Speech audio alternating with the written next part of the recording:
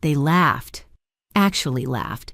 Standing in my own kitchen around my own table, my sister Carol and my brother Dennis had the audacity to laugh as they discussed what they'd do with my house after I died. When she dies, we decide who gets her house. Those words came out of Carol's mouth like she was discussing what to order for lunch. My name is Vivian Marshall. I'm 72 years old, and I've lived in Asheville, North Carolina my entire life. Before I tell you what happened next, I need to know, where are you watching this from? Drop your city and state in the comments, because this story is about to show you exactly why you need to protect yourself, no matter where you live. Now, let me take you back to how this nightmare began. It was a Tuesday morning in March when my doctor delivered news that changed everything. Stage 2 breast cancer. Treatable, he assured me. Good prognosis. But when you're 72 and you hear the word cancer, your mind doesn't hear treatable. It hears a clock ticking. I'd been a widow for 6 years. My husband Frank and I had built our life together in the beautiful Craftsman home we bought in 1978. 4 bedrooms, wraparound porch, mountain views that took your breath away every single morning. We'd raised our daughter Jennifer there. We'd hosted every Thanksgiving, every Christmas, every family gathering for 45 years. After Frank passed, that house became everything to me. Every creaky floorboard held a memory. Every room echoed with laughter from decades past. Jennifer had moved to Seattle for work, but she called every Sunday without fail. She was my rock, my heart. But Carol and Dennis? They'd been circling like vultures ever since Frank died. Carol was my younger sister by 4 years. She'd married a man who made poor business decisions one after another, and they declared bankruptcy twice. Dennis was our baby brother, 58 years old, and still acting like money grew on trees. Between his gambling habit and his third wife's shopping addiction, he was always one step away from foreclosure. I'd helped them both over the years. Thousands of dollars in loans that were never repaid. I'd co-signed for Dennis's car. I'd paid Carol's property taxes 1 year when she was about to lose her house, because that's what family does, right? After my diagnosis, I made the mistake of telling them I was updating my will. I wanted everything in order, wanted to make sure Jennifer was taken care of, that the house she grew up in would be hers. It seemed responsible, logical. That's when they started visiting more often. At first, I thought they actually cared. Carol brought casseroles. Dennis mowed my lawn. They asked about my treatment, drove me to appointments, sat in waiting rooms. I was touched. Maybe the cancer had brought us closer. Maybe family really did matter when things got tough. What a fool I was. The mask didn't slip until that Tuesday in late April.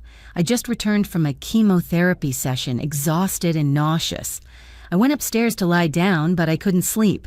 I came back down for some ginger tea and heard their voices in the kitchen. That's when my entire world shattered. I stood frozen at the bottom of the stairs, my hand gripping the banister so hard my knuckles went white. Their voices carried clearly through the quiet house. The location alone makes it worth at least $600,000, Dennis was saying. Maybe more. Have you seen what houses in this neighborhood are going for? Carol's voice responded, sharp with excitement. We split it 50-50. When she's gone, we petition the court together. Jennifer's all the way in Seattle. She won't fight us, especially if we claim Vivian promised us the house for taking care of her. My blood turned to ice. What if she's already changed the will? Dennis asked. There was worry in his tone. Carol laughed. Actually laughed. So what? Wills get contested all the time. We have proof we've been her primary caregivers. We've been documenting everything, every meal we bring, every appointment we drive her to. We'll say she wasn't in her right mind during treatment, the chemo fog. We'll get a lawyer to argue she was coerced or wasn't competent. Jennifer will lose her mind, Dennis said, but he didn't sound concerned. He sounded almost gleeful. Jennifer abandoned her mother to move across the country for a job, Carol shot back. We're the ones who stayed. We're the ones who've been here. When she dies, we decide who gets her house. The courts will see it our way. I pressed my back against the wall, trying to breathe quietly through the nausea that had nothing to do with chemotherapy. These were my siblings, my blood, people I'd helped countless times, trusted, loved. And they were planning to steal my daughter's inheritance right out from under her. Dennis spoke again. What about selling it? We could both use the money now. We have to wait, Carol said firmly. If we push too hard while she's alive, she might catch on. We play the devoted siblings. We document everything. And when the time comes, we make our move fast. Jennifer won't know what hit her. When the time comes, Dennis repeated. They were talking about my death like it was an appointment on their calendar. I wanted to storm in there, wanted to scream at them, throw them out of my house, tell them exactly what I thought of their disgusting plan. But something stopped me. Maybe it was the survival instinct you develop when you've lived 72 years. Maybe it was the clarity that sometimes comes with shock. If I confronted them now, they'd just deny everything. They'd twist it, make excuses, maybe even accelerate their plans. No, I needed to be smart about this. I crept back upstairs as quietly as I'd come down, my heart pounding so hard I thought it might give me away. I climbed back into bed, pulled the covers up and stared at the ceiling while my mind raced. They thought I was dying. They thought I was weak, vulnerable, easy prey. They thought they could take everything Frank and I had built and leave Jennifer with nothing. I closed my eyes and let a small smile cross my face. They had no idea who they were dealing with. That night, after Carol and Dennis finally left, I sat at Frank's old desk in the study. My hands were still shaking, but not from the cancer or the chemo. This was pure adrenaline. I needed to think clearly. I needed a plan. First, I called Jennifer. She answered on the second ring, like always. "Mom, how was treatment today?" Hearing her voice almost broke me. But I kept my tone light. "Tiring, honey, but I'm managing. Listen, I need to ask you something important. Can you take some time off work in the next few weeks?" "Of course. Is everything okay? Is it the cancer?" "I'm fine, sweetheart. I just need your help with some legal matters. Estate planning, paperwork, that sort of thing. But Jennifer, this is important. Don't mention this to Carol or Dennis. You know how they worry." There was a pause. Jennifer had always been perceptive. "Mom, what's going on?"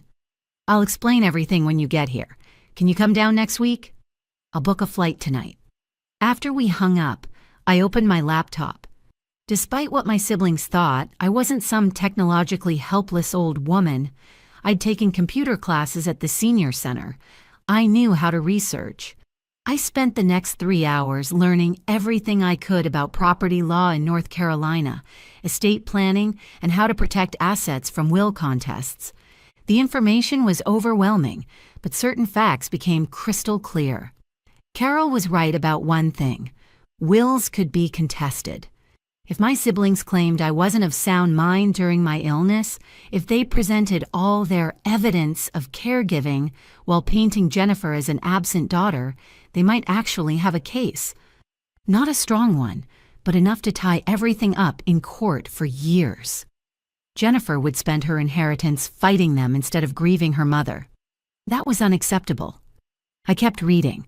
There had to be a way to protect her, to ensure she got what Frank and I had always intended for her. Then, around midnight, I found it.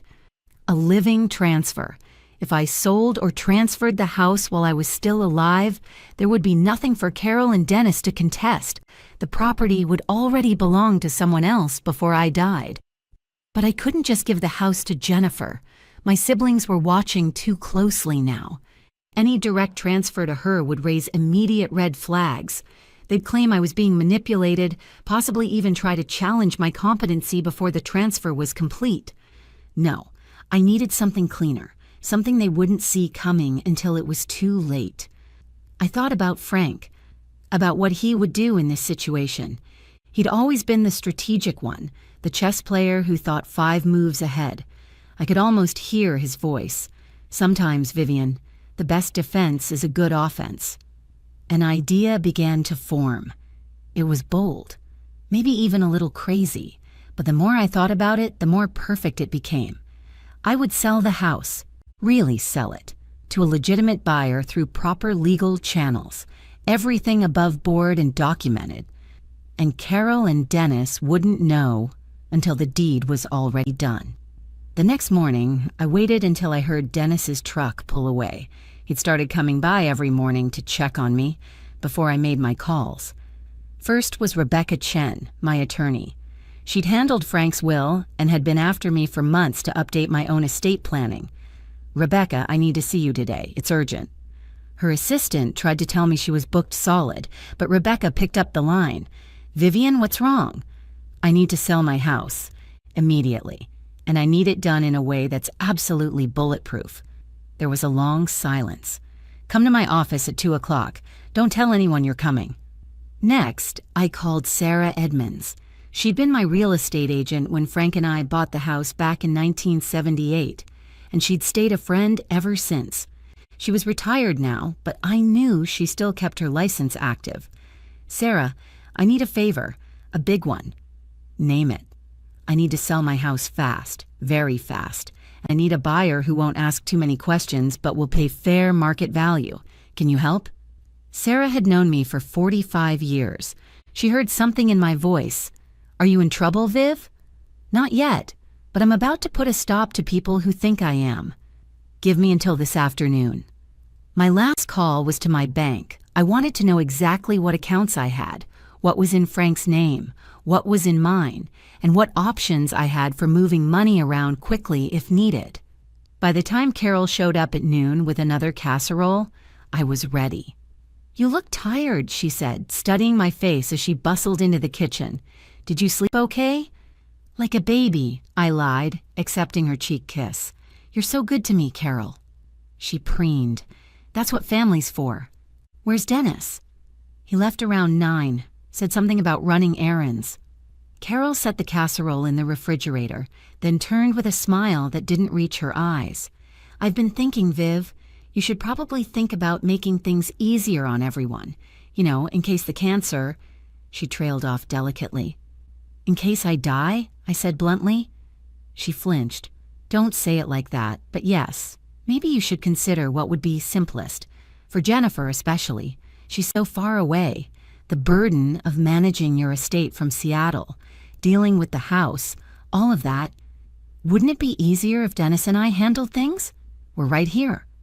I took a sip of my tea, watching her over the rim. What a thoughtful suggestion. She brightened immediately. "You think so? Because Dennis and I were talking, and we really think—" "I'll definitely consider it," I interrupted. "In fact, I have an appointment this afternoon to discuss some estate matters." Carol's eyes sharpened. "With who?" "Just some financial planning, boring paperwork stuff. Nothing to worry about." I could see her wanting to push, to demand details, but she couldn't, not without revealing her hand. "Well, call me if you need a ride," she finally said. "I will." After she left, I smiled. The game was on. Rebecca's office was in a converted Victorian downtown. I'd always loved the high ceilings and original woodwork. Today, though, I barely noticed. I was focused on one thing only. "Tell me everything," Rebecca said the moment her assistant closed the door. I did. Every word I'd overheard. Every ugly detail of Carol and Dennis's plan. Rebecca's expression grew darker with each sentence. When I finished, she sat back in her chair. Those absolute vultures. Can they really contest my will and win? Win. Probably not. But they could drag it out, make it expensive, make it painful for Jennifer. She tapped her pen on her desk. "Your idea about selling the house is actually brilliant. If the property isn't part of your estate when you die, there's nothing for them to contest. But Vivian, you need to understand. Once you sell this house, you'll need somewhere to live." "I've thought about that. I can rent an apartment, or maybe it's time I move closer to Jennifer anyway." "And your siblings will know the moment this house sells. The deed becomes public record." "Let them know. By then it'll be too late for them to do anything about it." Rebecca studied me for a long moment. "You've really thought this through." "I've had a lot of time to think lately." She opened a legal pad. "Okay, let's do this properly. To make this ironclad, I need to document your mental competency. I'll have you evaluated by a psychologist I trust.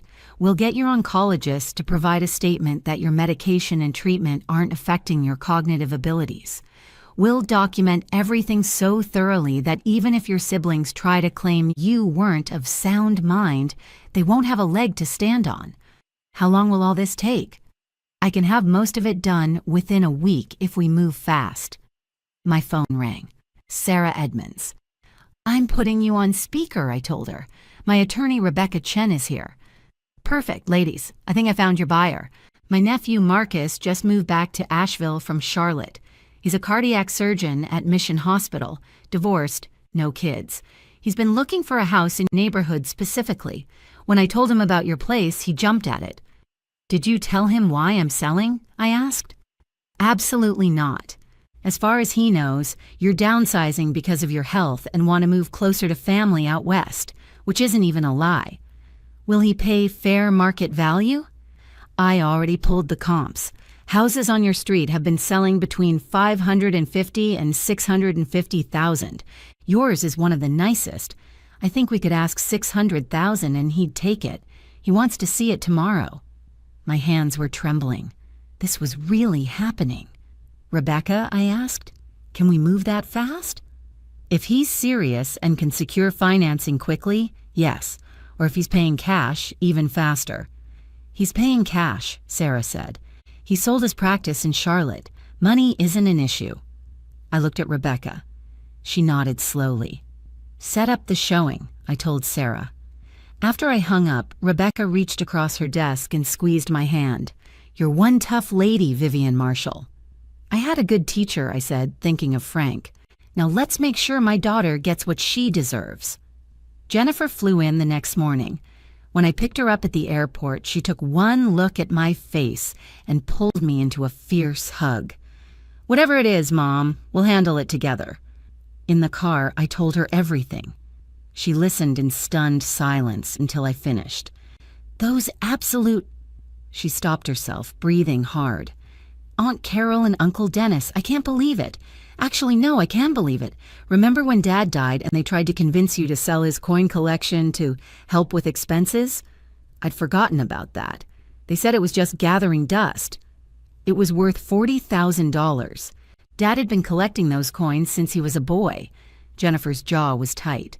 They've always been like this. I just didn't want to see it. Well, now we're going to do something about it. I explained the plan. Jennifer's eyes grew wider. Mom, that's actually genius. But where will you live? I'm 72, honey. I've been rattling around in that big house alone for 6 years. Maybe it's time for a change. Maybe it's time I moved to Seattle, closer to you. Her eyes filled with tears. Really? Really, but first we need to get through today. Marcus Chen is coming to see the house at 3 o'clock. Carol and Dennis can't know about it. What do we tell them? Nothing. Dennis comes by every morning. Carol usually stops by around lunchtime. If we time this right, they'll never know Marcus was here. When we got home at 11, sure enough, at noon, Carol's car pulled into the driveway. Showtime, Jennifer muttered. Carol's face went tight when she saw Jennifer in the kitchen. Well, this is a surprise. Nobody told me you were coming to town. It was last minute, Jennifer said coolly. I wanted to see Mom. Of course. Family's so important. Carol's smile was plastic. How long are you staying? As long as Mom needs me. The tension was thick enough to cut. I intervened. Carol brought another casserole yesterday. Isn't that sweet? Very thoughtful, Jennifer said, her tone suggesting it was anything but. Carol left 20 minutes later, clearly unsettled by Jennifer's presence. Good. Marcus arrived exactly at 3 o'clock. He was maybe 45 with kind eyes and an easy smile. Sarah had briefed him on the situation, not the whole truth, but enough that he understood discretion was important. He fell in love with the house immediately. I watched him run his hand along the original woodwork in the hallway, test the solid weight of the doors, admire the craftsman details Frank and I had preserved over the years. My grandparents had a house like this, he said quietly. Same era, same style. I've been looking for something like it for 2 years. In the kitchen, he stared out at the mountain view. This is perfect, absolutely perfect. Sarah caught my eye. She knew we had him. I'd like to make an offer, Marcus said, turning to face us. Full asking price. Cash. I can close in 2 weeks. Jennifer grabbed my hand. I accept, I said. And just like that, the house where I'd lived for 45 years belonged to someone else. Now I just had to keep Carol and Dennis from finding out until it was too late. The next 10 days were the most stressful of my life, and that includes getting a cancer diagnosis. Rebecca moved heaven and earth to expedite everything. The psychological evaluation happened within 48 hours. I passed with flying colors naturally. My oncologist provided a detailed letter stating that my medication had minimal cognitive side effects and that I was fully capable of making important decisions. The home inspection, appraisal, and title search all happened in rapid succession. Marcus's loan officer, though he was paying cash, he still went through the bank for tax purposes, expedited the paperwork. And through it all, I had to pretend everything was normal with Carol and Dennis. Dennis showed up every morning like clockwork. Carol came by with food every other day. They both asked repeatedly about my financial planning appointment, clearly fishing for information. Just boring paperwork, I said each time. You know how it is. Jennifer was magnificent.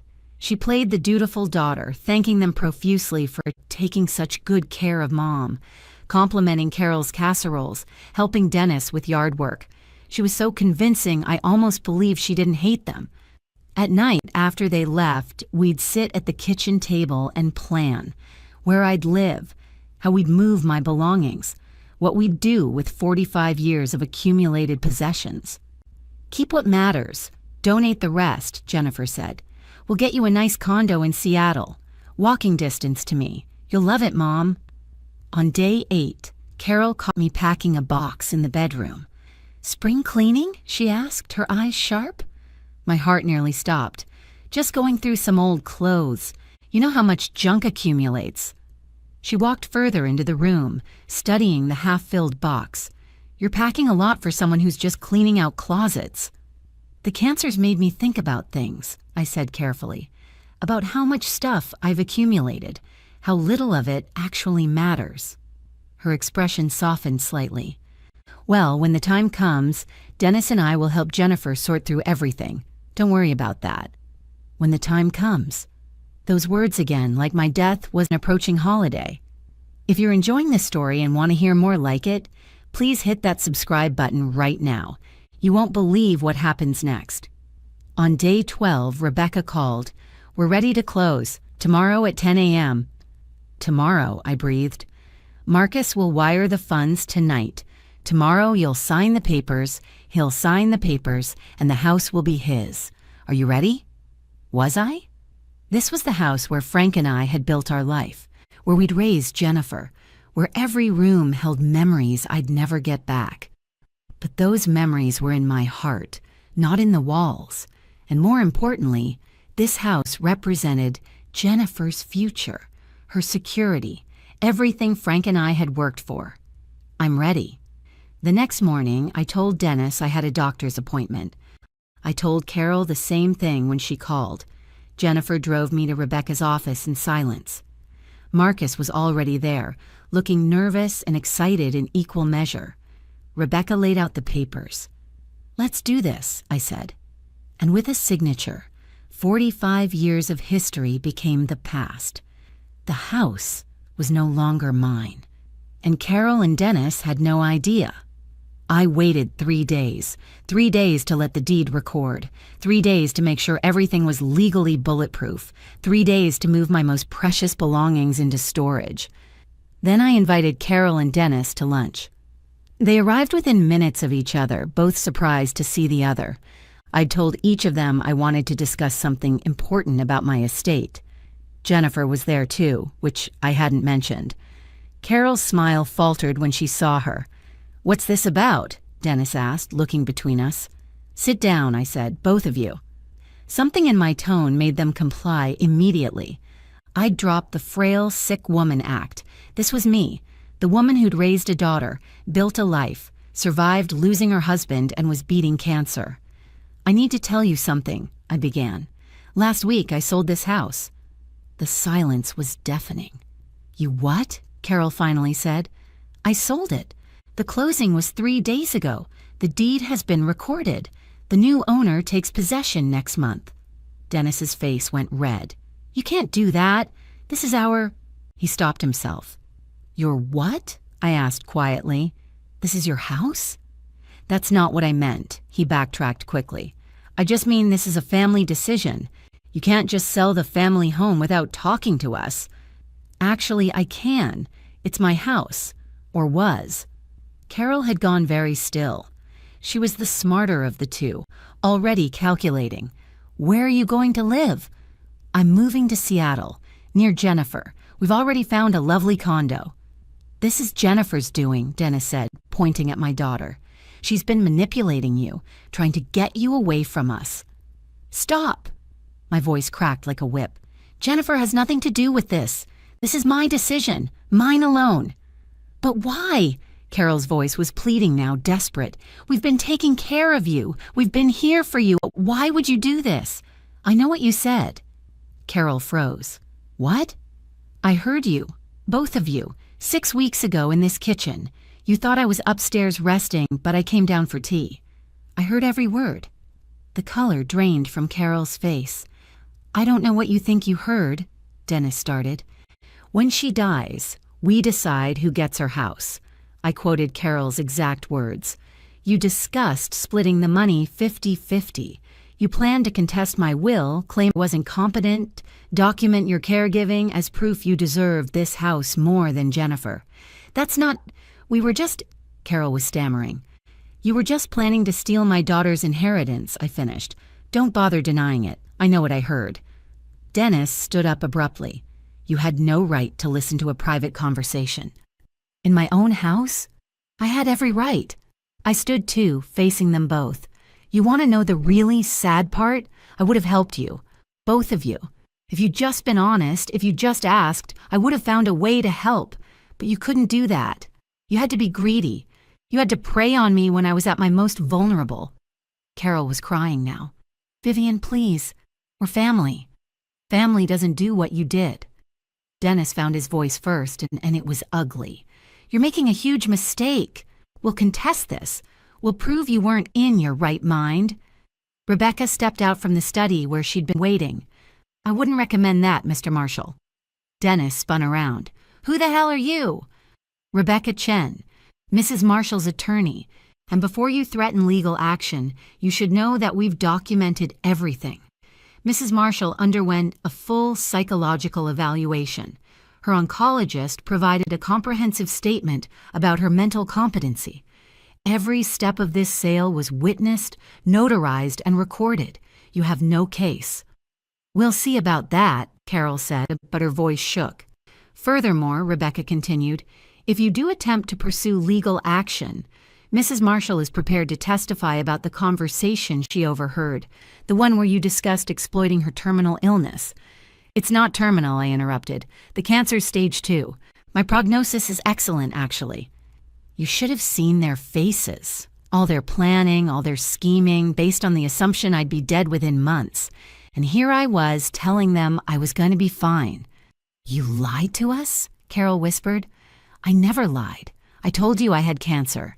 You're the ones who decided that meant I was dying. You couldn't even wait for an actual terminal diagnosis before you started circling. Dennis's anger had shifted to panic. The house is worth over $600,000. $600,000 exactly, I corrected. I got a fair market price, and that money is going into a trust for Jennifer and my future grandchildren, if I have any. We're your family too, Carol shouted. You're punishing us for one stupid conversation. People say things they don't mean. You meant every word. Jennifer spoke for the first time. Her voice was cold. You've been documenting your caregiving for weeks. You've been building a case to steal my inheritance. Don't pretend this was just talk. Carol turned on her. You don't understand what it's like, Jennifer. You left. You moved across the country and abandoned your mother. We're the ones who've been here.